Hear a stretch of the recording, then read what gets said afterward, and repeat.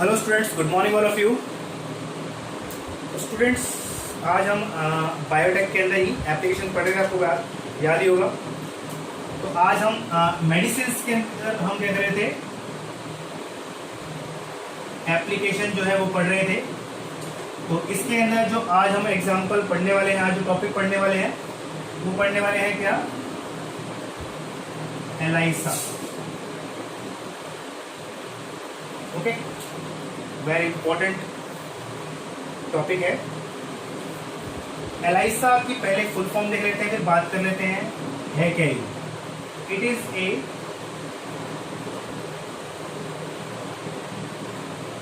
Enzyme linked immuno sorbent acid. ठीक है, कई बार एक नंबर में सिंपल सी एक्सपेंशन जो है वो पूछ लेते हैं। तो क्या है ELISA? Enzyme linked immuno sorbent acid. अब ये है क्या और क्या इसका प्रिंसिपल है, किस काम के लिए हम इसको इस्तेमाल करते हैं। तो स्टूडेंट्स, ये जो है एक जनरली अगर हम बात करें, जैसे आप आजकल सुनते हो डायग्नोसिस करने के लिए क्या होता है, डिफरेंट टेक्निक्स का क्या होता है, इस्तेमाल किया जाता है। तो उसी तरीके से क्या है, एक टेक्निक है ये, जिसके अंदर बेसिकली हम क्या करते हैं, डिटेक्शन करते हैं। ठीक है, पर्टिकुलर प्रोटीन्स की प्रेजेंस की, वो हम देखेंगे किसकी करने वाले हैं इसके अंदर हम। और इसको इस पर कुछ काम किया था कुछ साइंटिस्ट ने, जैसे एंगुअल हो गए, स्कर्स हो गए, वीवमैन हो गया। ओके, इन लोगों ने क्या कहते हैं इसके ऊपर काम किया था। और इसका जो प्रिंसिपल है जिस पर ये काम करता है वो है एंटीजन एंटीबॉडी इंटरैक्शन। ठीक है, ये जो टेस्ट है जो बेस्ड है किस पर है, एंटीजन एंटीबॉडी इंटरैक्शन। पहले बात कर रहे थे एंटीजन एंटीबॉडीज क्या होती हैं। तो स्टूडेंट्स, एंटीजन्स क्या होते हैं, कोई भी फॉरेन मटेरियल्स जो बॉडी के अंदर एंटर करता है, जो बॉडी करती है उसको नॉन सेल्फ की तरह ट्रीट करती है, उसे हम जनरली क्या बोलते हैं, एंटीजन्स बोलते हैं। जैसे कोई भी लाइक बैक्टीरिया हो गया, कोई फॉरेन प्रोटीन्स हो गई, जो हमारी बॉडी में क्या ऐसे काम करती है, एंटीजन के फॉर्म में काम करती है। तो हमारी बॉडी करती है, हमारी बॉडी हमें प्रोटेक्ट करने के लिए, ठीक है, क्या बनाती है, उसके अगेंस्ट में एंटीबॉडीज बनाती है। और ये एंटीबॉडीज क्या करती हैं, उन एंटीजन्स को करते हैं डिस्ट्रॉय कर देती हैं, किल कर देती हैं, या उसको एंगल्फ कर जाती हैं, या फिर उसको एग्लूटिनेज कर देते हैं, डिफरेंट तरीके से करती है, उसको खत्म कर देते हैं बॉडी में। जिसमें बैक्टीरिया बॉडी के अंदर एंटर कर रहा है, या कोई वायरस एंटर कर रहा है, या कोई भी कोई भी एंटीजन एंट्री करता है, तो उसको क्या करती हैं, न्यूट्रलाइज करने का काम होता है किसका, एंटीबॉडीज। अब जनरली ये टेस्ट जो है, जनरली हम बात करते हैं किसके लिए, जो पेशेंट्स होते हैं, कौन से पेशेंट्स हैं, एड्स के पेशेंट्स। ठीक है, एक्वायर्ड इम्यूनो डेफिशिएंसी, ठीक है, सिंड्रोम। एक्चुअली क्या होता है, जो एड्स का वायरस है, यहाँ पे हम बात कर लेते हैं किसकी, एड्स के वायरस की। तो एड्स का वायरस जो होता है उसका अगर हम स्ट्रक्चर ऑब्जर्व करें, तो बेसिकली अगर हम बात करें उसके जेनेटिक मटेरियल की, तो उसके पास क्या होता है, RNA as a genetic material होता है उसके पास स्पेसिफिकली। और दूसरी इंपॉर्टेंट चीज उसके पास जो होती है वो होती है उसके पास क्या, एक एंजाइम जो वो टूल्स की तरह इस्तेमाल करता है। क्या नाम है इसका, रिवर्स ट्रांसक्रिप्टेज। ओके, इसके अलावा अगर हम बात करें तो उसके सराउंडिंग में क्या होती है, प्रोटीन्स के लिए होती है,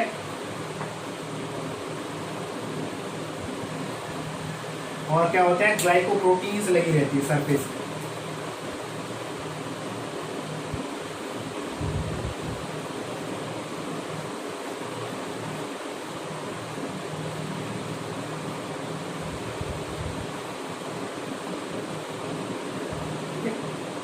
इस टाइप में क्या होते हैं, ग्लाइकोप्रोटीन्स लगे रहते हैं। और ये जो ग्लाइकोप्रोटीन है जनरली क्या करती है, एज ए फंक्शन करती है एंटीजन की फॉर्म में। और इस ये हम क्या, इसका नाम क्या है, GP120 या 120। ठीक है, ये एंटीजन जो है जिसकी फॉर्म में काम करते हैं, एंटीजन की फॉर्म में, इसे इसका नाम क्या है, GP120। अब क्या होता है, जब एंटीबॉडीज बनती हैं बॉडी के अंदर, तो एंटीजन और एंटीबॉडीज के बीच में क्या होती है, एक इंटरेक्शन होती है, और उस इंटरेक्शन से क्या होता है, कॉम्प्लेक्स बनता है जिसे हम क्या बोलते हैं, एंटीजन एंटीबॉडी कॉम्प्लेक्स। जैसे अगर मैं बात करूं यहाँ पे, ठीक है, जैसे हमारे पास क्या है, ये हमारे पास क्या हो गया, कोई एंटीजन है और इसके अगेंस्ट में बॉडी ने क्या किया, एंटीबॉडीज बनाई। तो एंटीबॉडीज जो है इस तरीके से इसके अगेंस्ट में क्या करता है, इनके रिसेप्टर से क्या करता है, बाइंड कर जाता है और एक कॉम्प्लेक्स बनाता है, इसे हम क्या बोलते हैं, एंटीजन एंटीबॉडी कॉम्प्लेक्स। ओके, और उस कॉम्प्लेक्स के बाद क्या होता है, जो एंटीबॉडीज है वो उसको डिफरेंट तरीके से करती हैं, किल करने का करते हैं, काम करती हैं। ओके, तो इसी एंटीजन एंटीबॉडी इंटरेक्शन को यूज करते हैं हम डायग्नोस करने के लिए, किसे, एड्स या HIV की डिटेक्शन जो बॉडी के अंदर प्रेजेंट है किसी पेशेंट के अंदर, एड्स के पेशेंट्स के अंदर। तो होता क्या है, अब अगर मैं बात करूं, जब हमारी बॉडी के अंदर क्या होता है, एक स्पेशल टाइप के सेल होते हैं जिन्हें हम क्या बोलते हैं, हेल्पर टी सेल्स। ओके, क्या नाम है, हेल्पर टी सेल्स। और ये हेल्पर टी सेल्स जो होते हैं, इनके सरफेस पर एक स्पेसिफिक क्या होते हैं, प्रोटीन्स लगी होती हैं।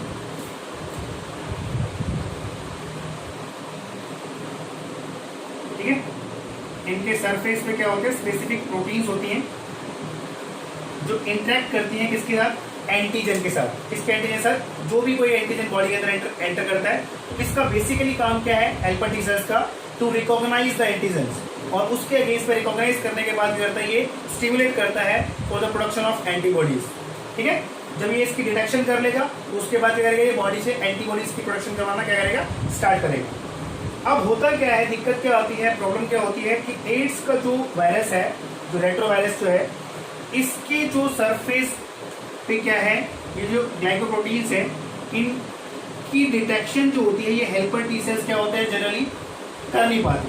ठीक है, इन अर्ली केस के अंदर। तो उस टाइम पे क्या क्यों नहीं कर पाते, क्योंकि इनके सराउंडिंग में एक मास्किंग लगी होती है इस टाइप से, और ये मास्किंग जो होती है, इनको क्या कर लेती है, इनको हाइड कर लेती है, प्रिवेंट कर लेती है, ताकि ये क्या है, जो हेल्पर टी सेल्स है, इनको आइडेंटिफाई डिटेक्ट ना कर पाए। बट क्या होता है कि लेकिन जब इस वायरस को अपना जेनेटिक मटेरियल इसके अंदर इंट्रोड्यूस करना है, तो उस पर्टिकुलर टाइम पीरियड के दौरान ये जो मास्किंग है, ये क्या होती है, कुछ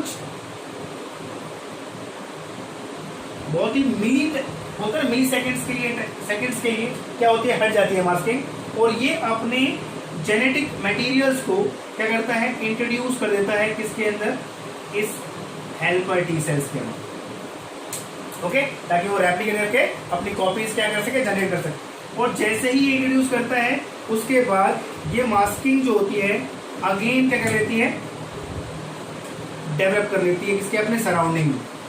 इस केसेस को टाइम नहीं मिल पाता क्या करने का, उसको डिटेक्ट करने का। तो अगली केसेस में अगर जनरली हम डिटेक्ट करते हैं, जनरली क्या होता है, डिटेक्शन भी नहीं होती कि उसकी बॉडी के अंदर क्या है, HIV प्रेजेंट, HIV है। तो उसके बाद क्या होता है, काफ़ी सारे टेस्ट किए जाते हैं उसके टाइम टू टाइम पे। उसके बेसिकली क्या होता है, थोड़े टाइम बाद उसके अंदर बॉडी के अंदर एंटीबॉडीज बनना स्टार्ट हो जाती है। ठीक है, तब उसकी क्या होती है, डिटेक्शन की जाती है, उसके बेसिस पे क्या होता है, पता किया जाता है। अब पता कैसे लगाया जाता है, with the use of ELISA. तो एलाइसा के केस में क्या होता है, यहाँ पे हम क्या करते हैं, इसके अंदर हम यूज करते हैं एक टाइट्रेशन प्लेट, और ये टाइट्रेशन प्लेट जो होती है, इसके अंदर आपको इस टाइप से,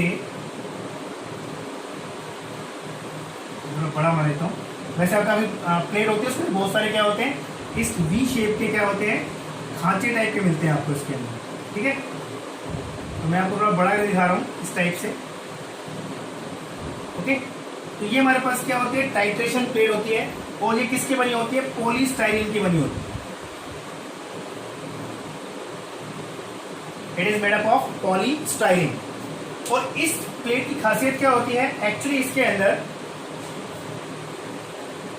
अंदर क्या होते हैं, एड्सॉर्बेंट लगे होते हैं अंदर। ठीक है, यहाँ पे एड्सॉर्बेंट लगे होते हैं, मैं यहाँ पे शो नहीं कर रहा हूँ आपको। तो एक्चुअली क्या होता है, हमारे पास क्या कुछ बेसिकली क्या होते हैं, कुछ स्टेप्स होते हैं ये आपको समझ में आ गया होगा तो मैं इसको रफ कर देता हूं। तो स्टेप क्या है इसके अंदर, पहला स्टेप क्या होता है, फर्स्ट स्टेप, इसके अंदर इस टाइट्रेशन प्लेट के अंदर हम क्या करते हैं, सबसे पहला स्टेप जो होता है हमारे पास, वो इसके अंदर हम ऐड करते हैं क्या, GP120 प्रोटीन जो होती है, इसको हम क्या करते हैं, आइसोलेट कर लेते हैं और उसको एज ए एंटीजन की जो फॉर्म में हमने इसको आइसोलेट किया है, इसको हम क्या करते हैं, आइसोलेट करके हम क्या करते हैं, इसके अंदर इंट्रोड्यूस कर दिया हमने इस टाइट्रेशन प्लेट को। और टाइट्रेशन प्लेट जो होती है, जब इसको इंट्रोड्यूस करते हैं तो इसके अंदर जो एड्सॉर्बेंट लगे होते हैं, वो एड्सॉर्बेंट क्या होते हैं, एड्सॉर्ब कर लेते हैं क्या, इस GP120 को, ठीक है, वो कर लेते हैं, इनको एड्सॉर्ब कर लेते हैं इस तरीके से। अब एड्सॉर्ब करने के बाद अब ये एंटीजेंस एड्सॉर्ब हो गए और जो एक्सेस अमाउंट के अंदर रहता है, इसको हम क्या रखते हैं, टाइम पीरियड रखते हैं, इसका ड्यूरेशन है, इसको हम रखते हैं 25 और 24 डिग्री सेल्सियस के आसपास और इंक्यूबेटर पे। और सेकंड थिंग हमारे पास क्या होता है, कितने मिनट के लगते हैं इसको, हम आधे घंटे के लिए, 30 मिनट्स के लिए, ठीक है। उसके बाद जो एड्सॉर्बेंट के बाद जो एक्सेस बचता है सोल्यूशन, उसको हम क्या करते हैं, डिस्कार्ड कर देते हैं, निकाल देते हैं। सेकेंड स्टेप क्या होता है इसके बाद, that is the first step. Second step, इसके अंदर क्या करते हैं, सीरम लेते हैं ब्लड में, जो ब्लड का जो सॉरी पेशेंट जो होता है उसका हमने सीरम निकाला और उस सीरम किस पेशेंट का हम डिटेक्ट कर रहे हैं, जैसे कोई भी पर्सन है उसके अंदर हमने सीरम लिया और उसके सीरम को हम क्या करते हैं, ऐड करते हैं किसके अंदर, जो हमारा क्या होता है, सेकेंड स्टेप होता है। इस सीरम को हमने ऐड किया। अब सीरम के अंदर अगर क्या है, एंटीबॉडी प्रेजेंट है और ये क्या है, एंटीजेंस प्रेजेंट है, तो सिंपली बात क्या होगा, यहाँ पर ये इसको यहाँ पर क्या करेगा, एंटीजन एंटीबॉडी कॉम्प्लेक्स बना लेगा। यस, यहां पर क्या करेगा, ये एंटीजन मिलते ही ये इसके साथ क्या करेगा, कॉम्प्लेक्स बना लेगा। कौन सा complex, antigen antibody complex. Yes, और फिर थर्ड स्टेप के अंदर हम यहाँ पे क्या करेंगे, थर्ड स्टेप के अंदर यहाँ पर हम एंजाइम ऐड करेंगे। कौन सा, एल्केलाइन फॉस्फेटेज, ठीक है। अब ये एल्केलाइन फॉस्फेटेज जो होता है, ठीक है, जब इसको हम इसके अंदर ऐड करेंगे तो ये क्या होता है, जब ये तीनों चीज मिलती हैं, कौन कौन सी, एंटीजन एंटीबॉडी एंड एंजाइम, तो ये क्या होता है, जो कॉम्प्लेक्स बनता है वो कॉम्प्लेक्स कैसा कॉम्प्लेक्स होता है, कलर्ड कॉम्प्लेक्स होता है, ठीक है। ये कलर्ड कॉम्प्लेक्स होता है। तो हम क्या करते हैं, इस कुवेट को लेके जाते हैं किसके पास, स्पेक्ट्रोफोटोमीटर के पास। अब स्पेक्ट्रोफोटोमीटर में जब क्या करते हैं, इस कुवेट को एंटर कर डालते हैं, उसके अंदर यूज करते हैं इसका, तो होता क्या है कि अगर ये कलर्ड कॉम्प्लेक्स बना है तो जो पर्टिकुलर वेवलेंथ होती है वो क्या होती है, यहाँ पे एब्जॉर्ब होती है। और अगर यहाँ पे कलर्ड कॉम्प्लेक्स नहीं है तो जनरली क्या होगा, जो वेवलेंथ होती है वो क्या होती है, कोई भी एब्जॉर्ब नहीं होती है, रिफ्लेक्ट हो जाती है वहां से।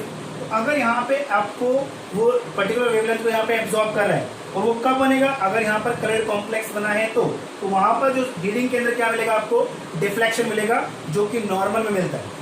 अगर केस पॉजिटिव है, अगर उसके अंदर HIV पॉजिटिव है, तो उस केस में क्या होगा, ये कॉम्प्लेक्स बनेगा कलर कॉम्प्लेक्स, और कलर कॉम्प्लेक्स बनेगा तो क्या रीडिंग के अंदर नॉर्मल रेंज से क्या होगा, वो डिफ्लेक्शन देखने को मिलेगी। और वो डिफ्लेक्शन जो हो गया इंडिकेट करेगी कि इस पर्सन जिसमें से वो सीरम लिया गया है उसके पास क्या है, उसकी बॉडी के अंदर क्या है, HIV प्रेजेंट है। दैट मीन्स वो क्या है, पॉजिटिव केस, ठीक है। इसलिए मैं बोल रहा था स्टार्टिंग केस, अगले केस के अंदर क्या होता है ये पता नहीं चलता, उसकी वजह से क्या होती है, प्रॉब्लम कॉज होती है। HIV के केस में स्पेशली कोई सिम्टम्स नहीं आते स्टार्टिंग के अंदर जनरली, और कोई प्रॉब्लम कॉज नहीं होती उसके अंदर, बहुत लॉन्ग पीरियड तक क्या होता है, ये वायरस उसके अंदर रहते हैं, और फिर धीरे धीरे क्या होता है, उसकी इम्यूनिटी को क्या करते रहते हैं, वीक करते रहते हैं। और जब उसकी इम्यूनिटी क्या होती है, वीक हो जाती है, उसके बाद जल्दी क्या होता है, धीरे धीरे उसके सिम्टम्स आने स्टार्ट होते हैं, और उसके बाद क्या होता है, छोटी बड़ी बीमारी क्या होती है उसको वैसे ही हो जाती है, ठीक है। उसकी बात नहीं कर रहे, हम बात कर रहे हैं एलाइसा टेस्ट की। इसके अंदर मेडिसिन फील्ड के अंदर, बायोटेक के अंदर इसका यूज क्या होता है, किस तरीके से काम करता है ये, और क्या है, इस डिटेक्शन के लिए क्या होता है, ये इस्तेमाल किया जाता है, ठीक है। तो ये क्या है, एंजाइम लिंक्ड इम्यूनोसॉर्बेंट एसिड। आगे समझ में, ये था स्टूडेंट्स आज का टॉपिक। अभी के लिए इतना ही, थैंक यू सो मच।